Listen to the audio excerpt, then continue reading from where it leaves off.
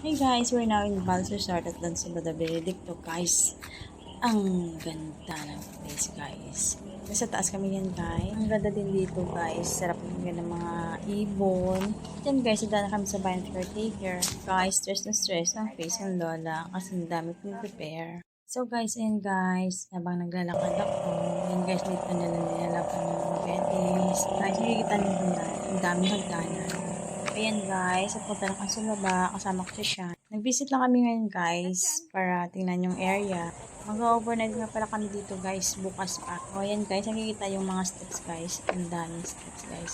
So, nung nakababa na ako guys, na-feel ko guys, ang sakit talaga tuhod ko. Iba talaga pag matanda ka na guys. So yun guys, nakapaba na kami. Ay, hindi pala, si Sean na pala. Ako andito pa guys, lumalakad kasi masakit na talaga ang tuhod ko guys.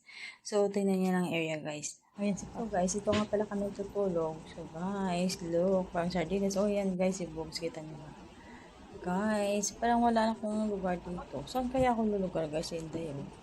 Guys, oh guys, hindi pa katulog si Bobs. May Irene, hi. Kakain tayo sa labas. Tara na. So, yan guys. Mag-dart muna ako. Marunong ba kayo mag-dart guys? Guys, thank you for watching. Don't forget to like and share and comment. Bye guys.